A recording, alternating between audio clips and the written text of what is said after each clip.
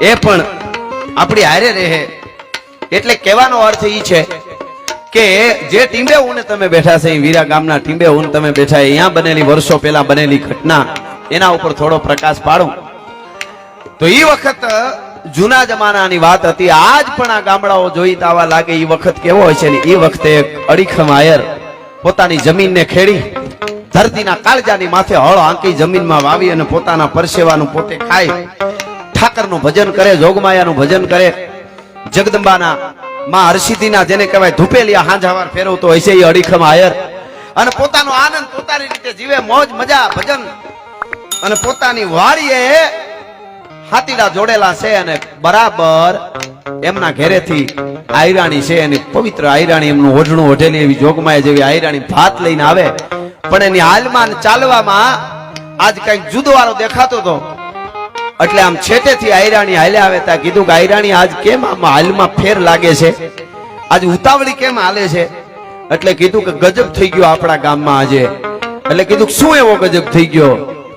તો કે વિધર્મીઓ લૂંટારાઓ છે એ આપણા ગામની ગાયું થણ વાળી અને જોયા ગયા છે, માવડીઓને વાળી ગયા, ગાવડીઓને વાળી ગયા. પણ એક ખેડૂત તરીકે રહેવા વાળો આયર જેનું નામ દાનાભાઈ હુંબલ, દાના હુંબલ, એક ખેડૂત તરીકે જીવવા વાળો માણા, હાથીડા હાંકી અને ધરતીમાં ખાવા વાળો માણા. પણ એને જ્યારે કાને વાત પડી કે ગાયું માતાજીને દુશ્મન લૂંટારા વાળી જાય છે અને મૂછડિયું મળી ફરાક ફરાક ફરક મુસળિયું થવા વાય ફરકે મુસળિયું અને રયણ જબુ કે દંત જોઈ લ્યો પટોળા વાળ્યું. આ તો લોબડિયાળીનો કંથ વીરભદ્ર નામનો ગણ જેમ હોય શંકરનો એવું રૂપ મીંડું આયરનું થવા. અને કીધું કે હું જાઉં છું. તો કે ઈ વિધર્મીઓ, ઈ રાક્ષસો ટાણે ટાણે અડધો અડધો ઘેટો ખાવા વાળા છે, ટાણે ટાણે અડધો ઘેટો ખાવા વાળા છે. આયર એને એકલા કેમ જીતી હકશો ને ગાયુંને વાળી હકજો? તો કે ટાણે ટાણે અડધો ઘેટો ખાવા વાળાને મારી આ ભવાની માં તરવાર, મારી આ તરવાર એક એક ઝાટકે એક એક ને નો ખાય તો આજ માં હરસિદ્ધિ મારા કાંધે ને હાથે બેઠેલી નો કહેવાય, મારી તરવારે બેઠેલી નો કહેવાય. હું દાનો હુંબલ છું. અને ભાઈ ગડગડતી દોટ મૂકી એનું રૂપ બીજું જોયું. ગામના પાદરમાંથી નીકળ્યો એટલે દરબાર એક રાજપૂત ધરાશીશ તો ધરે મરે પણ ખેદ ને મૂકે, ભાગે નહીં સો લરે સુરબદ કદી ન ચૂકે, નિરાધાર કો દેખ દિએ ગાધાર નાપ બલ હડક બચન ઉચાર, સ્નેહ में करे नहीं छल पर त्रिया संग भेटे नहीं. અને ધરત ધ્યાન ગવ ધૂત કો કવિ સમજ ભેદ પિંગલ કહે કે યહી ધર્મ રજપૂત કો. એવો એક રાજપૂત, એક દરબાર, એને ખબર પડી દોડતા આયર ને દાના હુંબલ ને જોયા. એટલે કીધું કે ક્યાં જાવ છો? પટેલ ની સાપ, આપણે આયર માં સાપ હોય ને કે પટેલ ની, પટેલ ક્યાં જાવ છો? અરે ગાયું વાળી ગયા, દુશ્મનો લૂંટારાઓ જાય છે અને રાક્ષસોને હિમારો ન વટવા દેવાય.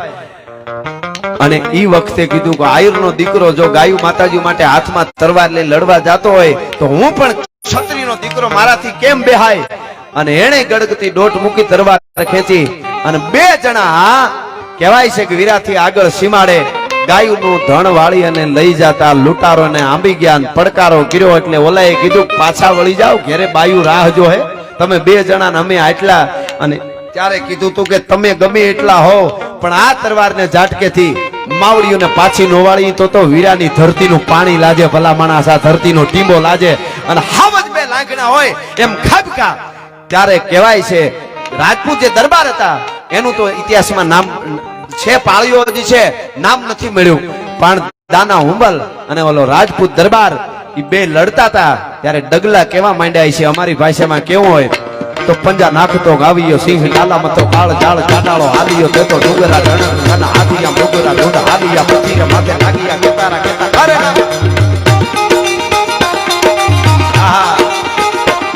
પંજા નાખતો ગાવીયો સિંહ લાલા મતો કાળ જાળ ચાટાળો હાલીયો તેતો ડુગરા ધણ હાથિયા ડુગરા ઢૂંઢ હાલીયા પથીરે માથે લાગીયા કેતારા કેતા કરે ના પાડા મુહુરી ને ટાળો નથી કોટ બાળો કોટ બાળો ટાળો નસા મોટ ટાળો પરંતુ હુકાળ આંધે પાળો બીકરાળ કાળ મંદો જાણે કાળ ચૂકે નહીં એક થાપે હાંધિયો શિકાર ધરાણો રોસના ધરે ભૂલથી ના ભરે પાછો લાગણો હોય તો કદી ખાઈ ના અખાત છતરી પેતરો બાંધી કરે ના શિકાર કદી હટકો ફેફરા પાડે કેહરી અવાજ હટકો ફેફરા પાડે કેહરી અવાજ.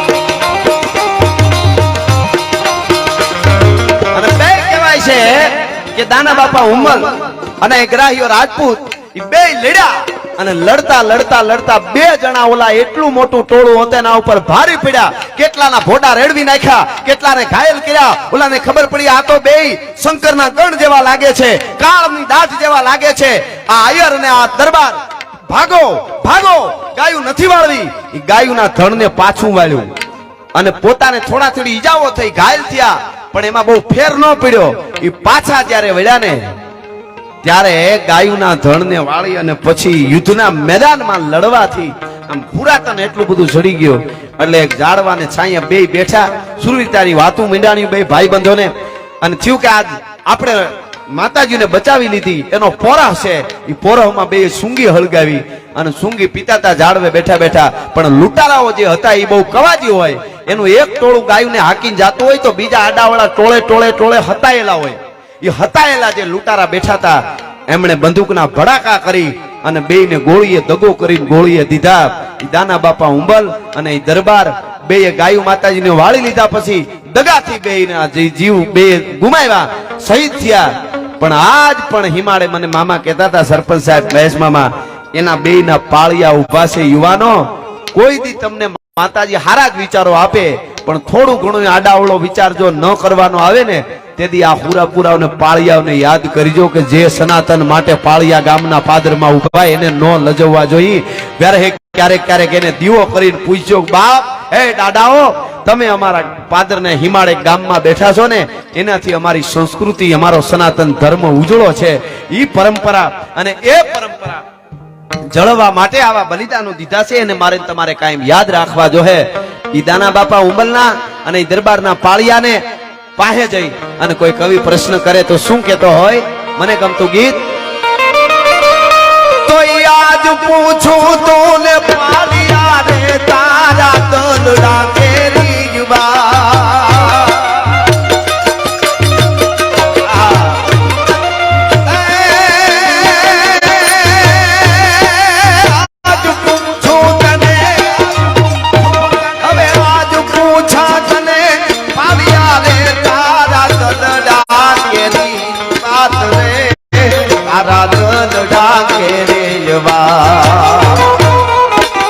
પાધરમાં કેમ ખોડાણા સિંદુરે કેમ ગંગા, પાધરમાં તમે કેમ ખોડાણા સિંદુરે કેમ ગંગા. પૂછું તમે પાળિયા.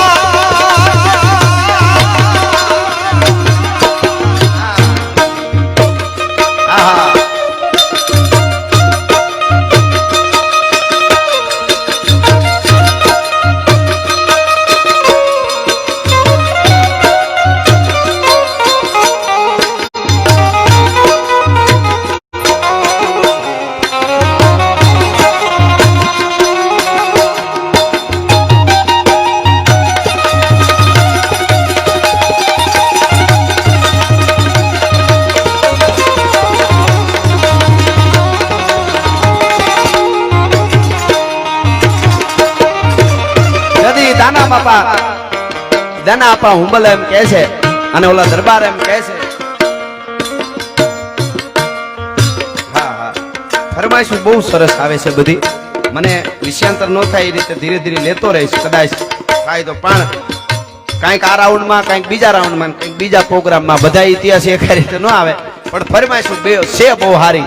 અમને આવતો જાય એ રીતે અમે લેતા રહીશું. પણ એ પાળિયા એમ જવાબ આપતા હશે તેથી આ વીરા ગામના પાદરમાં ઉભેલા પાળિયા શું કહેતા હશે?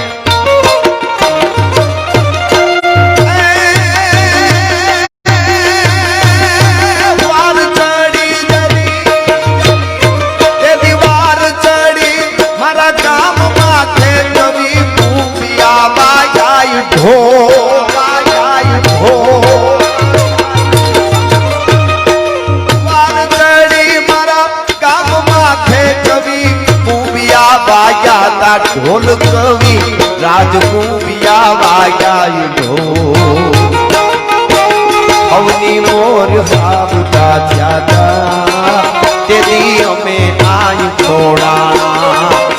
ગાયું હાટું લડવા ગયા તા માટે અમે આઈ થોડાણા.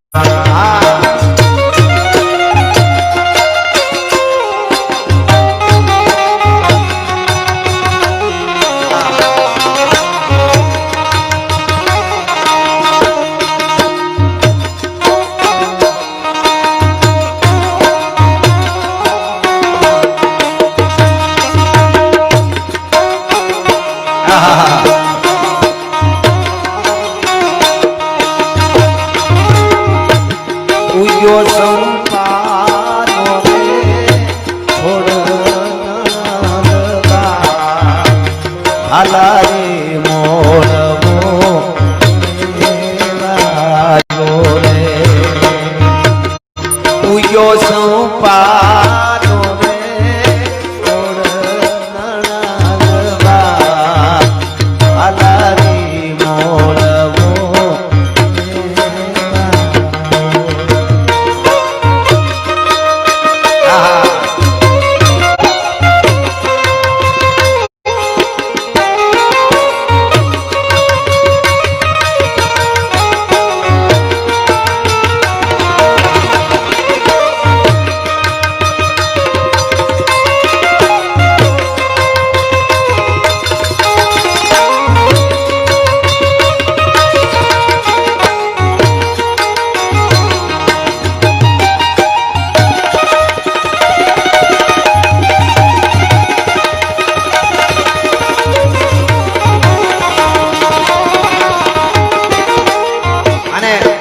આઠસો વર્ષ પહેલાથી પ્રતિષ્ઠા થઈ અને જગડુ શાહ જેવા દાતાર વાણિયાએ જેને કાળને ધરવેલો એને જ્યારે અહીંયા પ્રતિષ્ઠામાં હર્ષિદ્ધિ કરી હોય એવી જોગમાં અહીં બેઠી છે જાગતી જોત તો એક કડી મને મારું જ લખેલું જગદંબા અમારા મંડળાવાળા સોનબાઈ માં ને એમના ઉપાસક મેરને ઘેરે અવતાર લીધેલી જગદંબા આ પૂતી આઈની વંદના કરતા મેં આ ગીત લખેલું પણ અહીંયા માં હર્ષિદ્ધિ પણ એવી બેઠી છે અહીં બેઠેલા ને જેને શ્રદ્ધા છે એને કાયમ હોંકારા દે છે એટલે આ કડી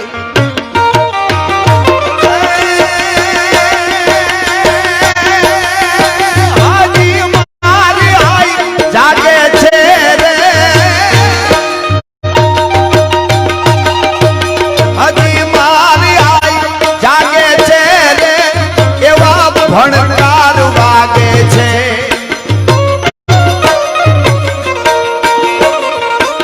જગોડગ આગે છે તારી કૃપાથી અમે પંથડા કાઢાવે આયે કંઈક પર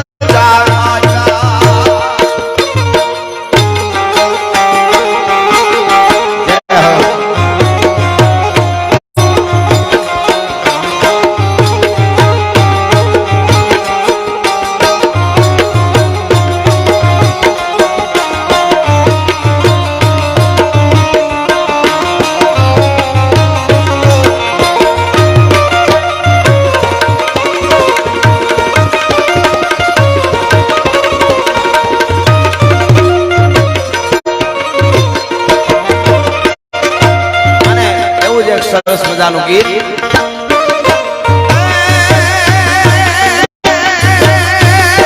સાવ સુવાળો આવો હુંવાળો નથી આ રાજો આ ભારતે કાયર દે